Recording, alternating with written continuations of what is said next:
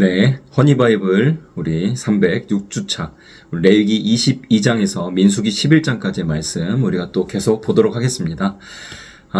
레위기 22장 계속 우리 하도록 할 건데요. 여호와의 성물의 성결, 여호와 성물의 성결, 하나님의 성물을 성결하게 관리해야 할 그 의무에 대해서 기록하고 있습니다.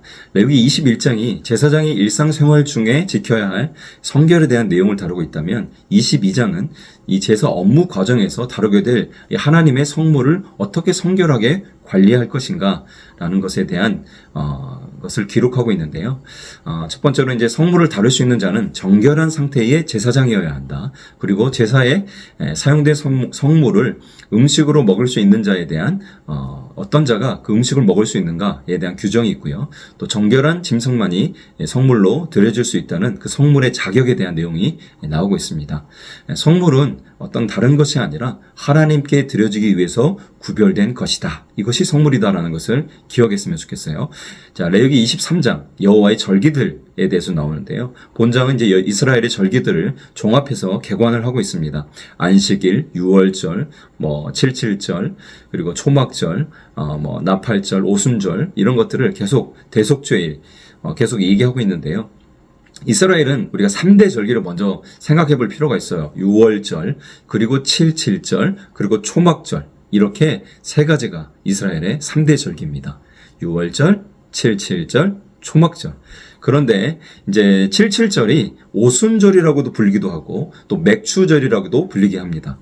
그래서 헷갈리지 않았으면 좋겠어요. 같은 의미로 쓰고 있습니다. 또 초막절은 장막절이라고도 불리기도 하고 수장절이라고도 불리기도 합니다. 그래서 그 내용을 머릿속에 넣어놓고 간단하게 설명해 드리도록 하겠습니다.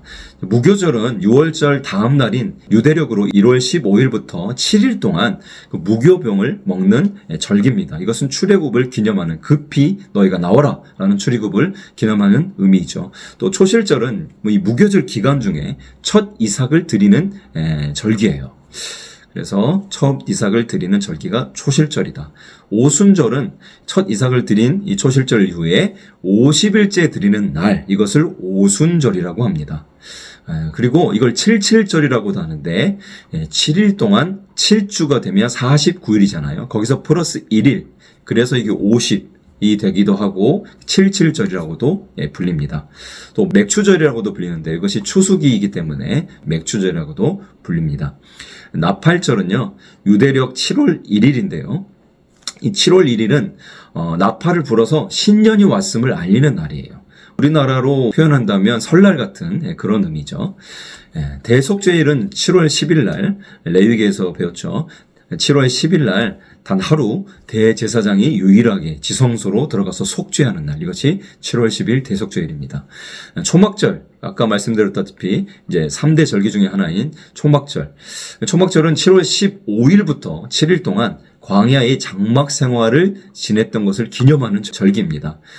그래서 이것을 초막절이라고도 하기도 하고 또 장막절이라고도 하기도 하고 또 곡식을 저장한 후 지킨 절기라고 해서 또 수장절이라고 하기도 합니다. 그래서 이렇게 동의어로 쓰이는 그런 절기들이 있다는 것을 기억하시면서 이스라엘의 아주 절기들을 종합해서 개관하고 있습니다. 자, 24장은 언약 공동체의 질서 유지에 대한 내용인데요.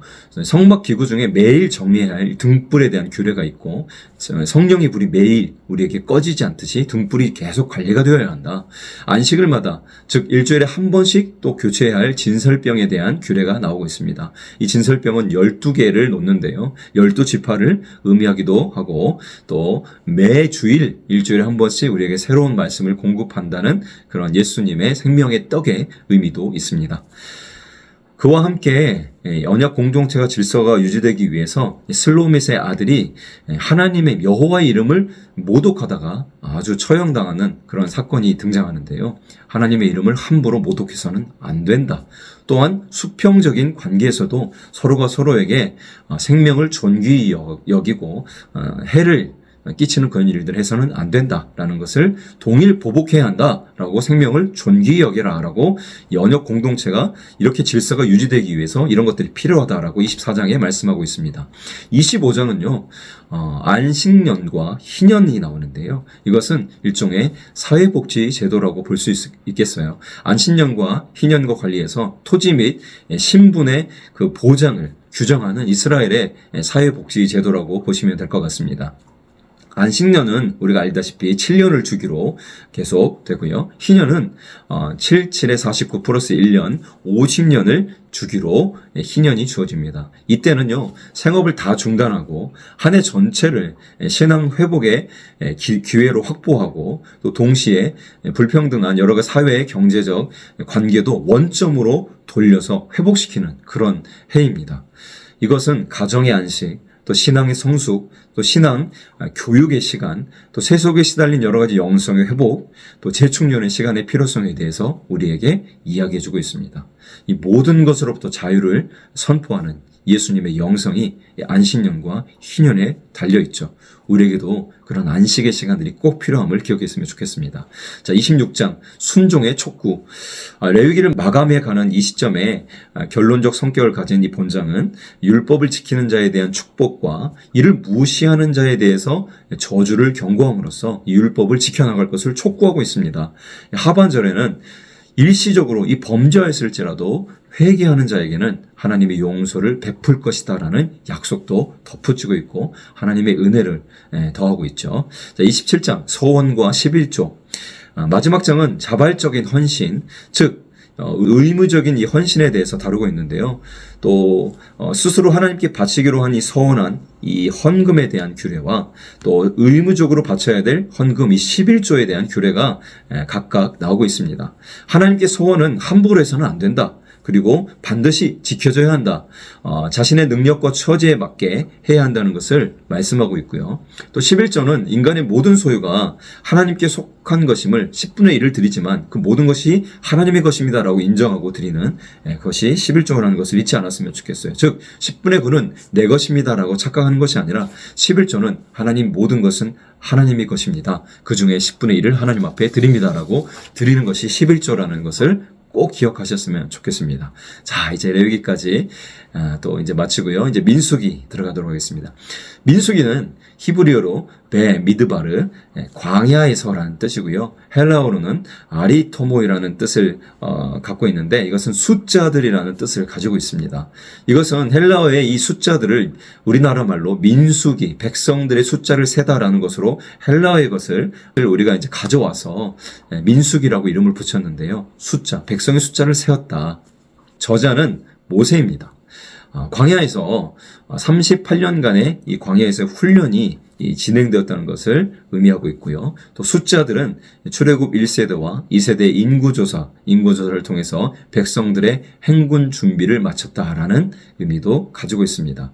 자, 지도를 함께 보시면서 출애굽 광야 시대의 역사를 함께 짧게 우리가 또 생각해 봤으면 좋겠는데요. 출애굽 2년경 군대를 개소하고 이동시 진 배치를 하면서 시내산에서 출발하여 출애굽 40년간의 그 모압 평지에 가서 요단 동편 땅을 평정하고 또 거기에 이제 요단강을 건너서 약속의 땅에 이제 진입을 할 그런 준비를 마치기까지의 역사, 이 광야의 역사를 민수기는 다루고 있습니다. 1부, 2부, 3부로 크게 나눈다면 첫 번째 1부는 출애굽 1세대의 행군 준비를 1장에서 10장까지 다루고 있고요. 2부는 1세대의 이 반역 사건과 38년간의 하나님의 이 광야 훈련을 11장에서 25장까지 다루고 있고 3부는 2세대의 이 가나안 정복 준비를 하는 과정입니다. 26장에서 36장까지 다루고 있습니다. 민수기로 볼 때 시간적 순서로 우리가 앞장을 좀 볼 때 민수기 7장에서 10장까지가 시간적으로는 좀 먼저 나온 부분이에요. 그래서 출애굽 2년 1월 1일 이후에 일어난 사건들이 7장부터 10장까지 조금 나오고요. 그 다음에 1장에서 6장은 출애굽 2년 2월 1일의 사건이 출애굽 1장부터 있기 때문에 시간적으로는 7장에서 10장의 사건들이 조금 먼저 되었다라는 것을 기억했으면 좋겠습니다. 즉 우리가 출애굽기에서 출애굽기에서 성막을 다 완성하고 하나님 앞에 이제 드리는 봉헌을 이제 하게 되잖아요. 그때 레위기에서 출애굽기에 연결된 레위기에서 가장 먼저 제사장의 성결 예식을 했어요. 제사장이 성결 예식을 정결 예식을 해야 제사장이 그 업무를 수행할 수 있으니까요. 그리고 난 다음에 민수기 7장으로 연결이 됩니다. 그래서 이제 각 지파를 대표하는 7장에 등장하는 각 지파를 대표하는 지도자들이 예물을 드리면서 그들이 먼저 하나님 앞에 드려지는 그런 시간들이 있고, 그 다음에 8장에 레위인이 예물을 드리면서 또 레위인이 구별된 마다 드린 것을 또 표현합니다. 그리고 나서 이제 하나님께서 9장에서 두 번째 유월절을 지키는 사건, 1년이 지난 거죠. 유월절을 지키고 두 번째 유월절을 지키고 이제 시내산을 출발해서 광야의 여정 가운데 펼쳐지는 그 과정이 7장에서 10장까지 있습니다. 자, 그 위에 계속 보도록 하고요. 다시 1장으로 좀 돌아와서 민수기 1장 시내산 1차 군대 개수의 내용을 다루고 있습니다. 출애굽 제2년 2월, 아까 말씀드렸다시피 2월 1일의 시점에서 성막을 봉헌하고 한 달에 걸쳐서 레위기에 포함된 각종 율법을 수여받고 이제 약속의 땅을 향한 행군을 시작하는 거예요. 행군을 시작하려면 이제 진을 갖추고 이제 굉장히 많은 장정만 60만 명이니까 대략 한 여자아이 어른 합치면 한 대략 200만 명이 되는 엄청난 숫자거든요. 그래서 진을 갖추고 행군 순서도 하나님이 말씀하시는 것이죠. 군대에 나갈 만한 20세 이상의 장정을 계수해라. 인구를 조사시킨 것입니다. 총 60만 3,550명이 계수되었고 그래서 다 합치면 200만 명 정도 될 것이다. 그 이상 될 것이다. 이제 여호와의 군대로 정식적으로 출범하는 장면입니다. 성도는 이제 영적 전쟁에 나가기 전에 그리스도의 군사로서 하나님 부르셨다는 사실을 우리가 알아야 할 것 같아요. 하나님의 군대 개수의 명령 이후에 인구조사, 각 담당자의 임명과 그리고 개수 작업이 시행되고요. 실제적으로 각 지파별 군대 개수 결과를 보고하게 됩니다. 이때 레위 지파는 성막 봉사 중심으로 일을 하기 때문에 이 개수에서 제외가 되었습니다. 자, 민수기 2장 진영 배치와 행군 순서에 대해서 계속 다루고 있습니다. 자, 이제 사진과 함께 보시면 행군 순서상 또 진 배치가 이렇게 쭉 되어 있는데요. 1분단 성막 동쪽에 유다, 이사갈, 스불론, 그리고 2분단 성막 남쪽에 루벤, 시므온, 갓, 그리고 성막은 언제나 중앙에 배치되어 있고요. 레위 지파도 중앙에서 성막의 기구와 성막의 일들을 봉사하고 있습니다. 3분단 성막 서쪽에서 에브라임, 므낫세, 베냐민 지파가 있고요. 4분단 성막 북쪽에 단, 아셀, 납달리 지파가 이렇게 성막을 중심으로 이렇게 진을 배치하고 있습니다. 이제 모든 것의 영적 정쟁의 가장 중심은 삶의 모든 영역의 성막, 즉 하나님의 말씀 중심, 하나님 중심으로 살아가야 함을 이 성막의 진을 배치를 보면서 우리가 알 수 있겠죠. 이제 행군을 시작할 때 행군 순서는 이제 여호와의 언약궤가 가장 먼저 앞서고 이제 동쪽 지파부터 이렇게 쭉 나가게 됩니다.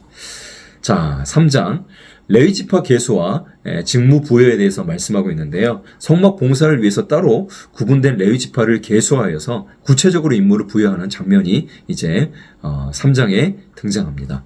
행군이 시작되는 시점에서 레위인의 봉사 직무도 무엇을 해야 하는지 분명하게 말씀하고 있는 것이죠. 그래서 첫 번째 이제 레위인 중 특별히 선택되어서 헌신하는 아론 집안을 소개하고 있는데요. 아론 가문을 도와서 여러 가지 제사 업무를 보조할 여러 가지 레위인의 업무 규정과 이 레위인을 개수하는 그런 작업들이 계속해서 펼쳐지고 있습니다. 하나님께서 이 레위인들을 특별하게 부르셨고 그들에게 이렇게 성막을 관장할 수 있는 그런 직무를 맡기신 것이죠. 레위의 특별히 아들들이 있는데요. 레위의 아들들은 게르손, 고핫, 무라리 이렇게 자손들이 있어요. 그들이 이제 진영 위치와 임무 부여에 대해서도 하나님 좀 명확하게 말씀해 주십니다. 신앙 공동체는 고유한 역할과 분담으로 인해서 아름답게 조화를 이루어야 함을 우리가 또 깨달을 수 있을 것 같아요.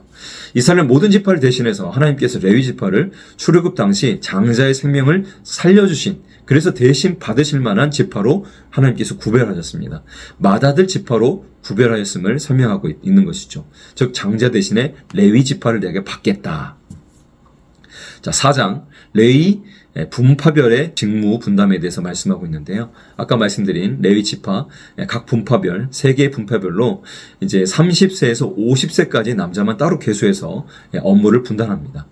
젊은 열정도 지나쳐서는 안 되고 또 50세까지 30세에서 50세라는 것은 신앙 인격이 모두 필요한 자로 그런 나이의 사람들로 하나님이 봉사를 하게 하신다라는 것을 우리가 생각해 보아야 할 거예요.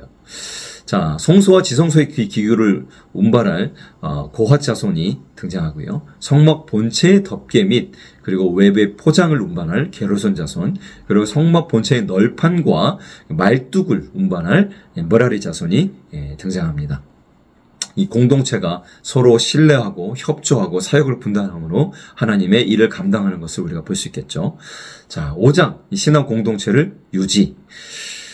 행군을 앞두고 하나님께 주신 말씀이라는 것을 생각하면서 말씀을 보겠는데요. 본장은 일상생활에서 신앙 공동체를 유지하기 위한 여러 가지 법들을 말씀하고 있습니다. 부정한 자를 격리해야 하고 형제 사이의 갈등을 제거해서 화평 유지를 위한 손해 배상법에 대해서 말씀을 하고 있습니다. 또한 의심이 생겼을 때 이를 해결하는 법에 대해서 말씀하면서 이 영적 전투에 나가기 전에 공동체가 이렇게 하나 되어야 함을 굉장히 중요함을 강조하고 있습니다. 이렇게 하나됨으로 싸움에 나가야 한다. 자, 6장 나시린의 서원법. 레위 지파 외에도 복잡하게 설명하고 있지만 타 지파 출신 중에서 저도 하나님을 섬기고 싶어요, 성막 봉사하고 싶어요 하는 사람들을 자원해서 헌신하는 자들을 위한 규정이 나시린이 되겠습니다. 그런 여러 가지 이제 규정에 대해서 말씀하고 있고요. 이제 마지막에 제사장 축도에 대한 얘기가 있는데요. 구약의 축도라고 불리는 민수기 6장 24절에서 26절 말씀. 여호와는 내게 복을 주시고 너를 지키시기를 원하며 여호와는 그의 얼굴을 내게 비추사 은혜 베푸시기를 원하며 여호와는 그 얼굴을 내게로 향하여 드사 평강 주시기를 원하노라 할지니라 알아. 이렇게 말씀하는 이 구절이 구약의 축도라고 불리는 민수기의 제사장 축도법입니다. 이제 나시린 서원을 한 나시린의 여러 가지 정결 유지에 대한 규례와 그리고 서원 기간이 만료되었을 때 어떻게 제사를 드려야 하는가라는 것에 대한 내용이 하반절에 나오고 있습니다. 특별히 이제 자원해서 헌신하여서 서원해서 하나님 앞에 나아가고자 하는 자들에게 대한 하나님의 기회를 제공한 장이다. 자, 7장 족장 예물 12지파별로 아까 말씀드렸다시피 7장에서 10장의 내용은 이제 2장 출애굽 2년 1월 1일 이후의 내용들인데 12지파별로 대표 족장들이 12일에 걸쳐서 예물을 바칩니다. 하나님께 모든 것을 의탁하는 이 신앙 고백의 표시를 드린 예물이라고 볼 수 있겠어요. 족장들이 성막 운방을 위한 여러 가지 기구, 품목에 대해서 기름을 발라서 거룩하게 함을 레위 각 분파에 이제 이것들이 족장들이 들은 이 기구들을 거룩하게 하고 기름을 발라서 레위의 각 분파에 분배하게 됩니다. 레위 지파를 대신해서 요셉의 두 아들 에브라임과 므낫세 지파를 각 한 지파씩으로 간주해서 이스라엘의 12지파가 각 한 지파씩 12일에 걸쳐서 예물을 드리죠. 이 예물 봉헌 순서는 행군의 순서와 동일합니다. 하나님께서 이스라엘 민족의 성막 봉헌과 그의 예물을 기쁘게 연락을 하십니다. 예물의 양과 상관없이 하나님이 그 중심을 받으십니다. 자, 8장에 레위인 취임 예식. 자, 성소의 등불 점화식이 등장하고요. 레위인의 취임 예식이 등장하는데요. 이제 여러 가지 이야기들을 하면서 레위인의 봉사자의 연령을 제한을 규정하고 있습니다. 근데 여기서는 25세에서 50세까지를 또 이야기하고 있어요. 우리가 좀 헷갈리죠. 아까 30세에서 50세까지 아니었습니까? 네, 그런데 25세에서 50세까지, 30세에서 50세까지를 생각할 때 25세에서 29세까지를 견습생 기간으로 두고 그때 30세가 되면 봉사할 수 있도록 가르치는 기간이었다라고 생각하시면 이해가 쉬울 것 같습니다.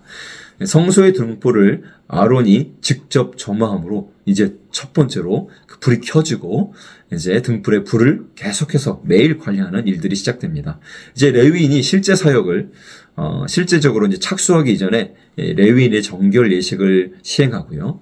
속죄의 물을 뿌리고 온몸에 털을 밀고 의복을 빨게 하고 이스라엘 자손들이 레위인에게 안수하는 그런 일들이 이제 계속해서 일어납니다.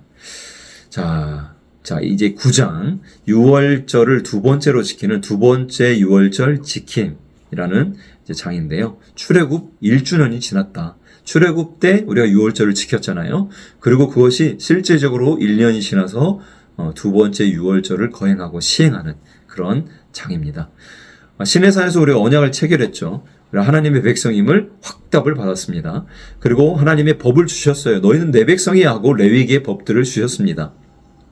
그리고 하나님 앞에 하나님 나와 너희가 함께 할 거야 라고 성막을 하나님 앞에 지어서 봉헌했어요.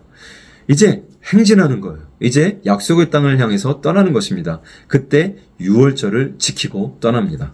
유월절을 시행함으로 이제 확실하게 너희는 출애굽의 그 일들을 기억하면서 내 백성임을 잊지 말아라 라고 하나님이 말씀을 하고 있는 것입니다. 출애굽을 기념하는 날인 1월 14일의 유월절을 다시 한번 백성들이 시행하면서 성막 위에 불기둥과 구름 기둥이 밤낮으로 나타나 지키는 사건들을 다시 보도하고 있습니다. 또한 광야 행군과 정지를 지시하는 증표이기도 했죠. 자, 10장 이제 드디어 시내산 출발 행진을 시작합니다. 시내산에서 이제 출발해서 광야로 약속의 땅으로 행진을 하는데요. 출애굽 2년 2월 20일 날 출발을 합니다. 행군 순서는 쭉 이렇게 나와 있는데요. 그림으로서 한번 보면서 이렇게 생각을 좀 해봤으면 좋겠는데, 시내산을 출발해서 가데스 바네아에까지 도착까지의 행군 여정을 다루고 있습니다. 행군 지시 전달을 위해서 은나팔 2개를 사용하는데요. 왜냐하면 200만 명이나 되기 때문에 이들을 행군 순서에 따라 정말 잘 그들을 통솔하기 위해서는 이 은나팔의 신호가 필요했던 것이죠. 광야 행군이 명하신 순서대로 방법대로 진행되었음을 보도하고 있습니다. 하나님의 법궤를 중심으로 하나님께 전적으로 의탁한 상태에서 진행이 되고요.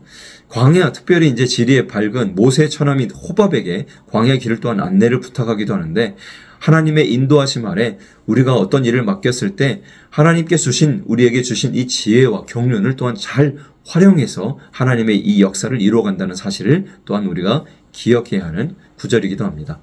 하나님의 법궤가 가장 앞에서 이 길을 인도하고 있습니다. 오늘날도 우리가 이런 광야 같은 우리의 삶을 우리가 살아갈 때 하나님의 말씀이 가장 먼저 그 앞에서 우리의 삶을 인도해야 함을 명확하게 보여주는 구절이라고 볼 수 있겠습니다. 자, 11장 만나 불평과 70인 장로를 선정하는 장면인데요. 자, 이제 막 행군을 시작하는 시점에 수일 만에 백성들이 불평을 터뜨리기 시작합니다. 다베라 불평 사건이라고 하는데, 악한 말로 막 원망하기 시작한 거예요.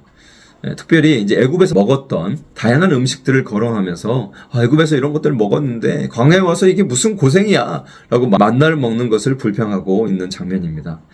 세상에 미련을 두고 예수님을 쫓는 우리의 모습들을 볼 수가 있어요. 하나님, 저 세상에 이것도 좋아요, 이것도 좋아요. 근데 예수 믿으니까 이것도 못하고 저것도 못하게 돼요. 그것이 그리워져요. 막 이렇게 불평하는 우리의 모습들과 마치 똑같죠. 이럴 때 이런 모습 속에 중보자 모세가 하나님 앞에 또 호소를 하게 돼요. 인간적인 모습으로 하나님께 하소연을 하는데요. 그런 하소연을 또 하나님이 들어주십니다. 그러면서 하나님이 약속을 주시죠. 이후 불평 가득한 백성들을 체계적으로 인도하기 위해서 하나님이 70인 장로를 선정해서 모세에게 붙이십니다. 하나님, 저 못하겠어요. 이런 백성들의 불평들을 못 들어주겠어요 하는 모세를 70인의 장로의 동역자들을 붙여서 하나님이 계속해서 그가 인도할 수 있도록 하나님께서 도우시는 것이죠. 만나로 불평하는 이들에게 하나님께서 고기인 메추라기 떼를 하나님께서 바람을 불어서 그들에게 공급하심으로 하나님께서 고기를 또한 먹게 하십니다. 하지만 그렇게 불평하는 자들은 하나님이 징벌과 함께 그들에게 메추라기를 공급하십니다. 계속되는 이 광야 행진 가운데 여러 가지 일들이 이제 드러나는데요. 또 일어나는데 그 재미있는 일들을 또 하나님 정말 우리가 살아가는 일상이 정말 광야 생활과 같은데 약속의 땅을 향해서 우리가 전진하는 그런 삶 같은데 그 가운데 하나님이 어떻게 그들을 세밀하게 인도하셨는가, 또 우리가 얼마나 이스라엘 백성들처럼 불평하고 있는가, 이런 것들을 보면서 우리가 다시 한번 순종의 길로 결단하는, 또 그래 나아가기를 결단하는 귀한 민수기의 시간이 되었으면 좋겠습니다. 자, 계속해서 말씀을 읽으면서 한 주간도 말씀과 함께 정말 허니 바이블 말씀의 즐거움과 함께 달려가는 우리 영광의 식구들 또 함께하는 모든 분들 되었으면 좋겠습니다. 자, 말씀과 함께 화이팅!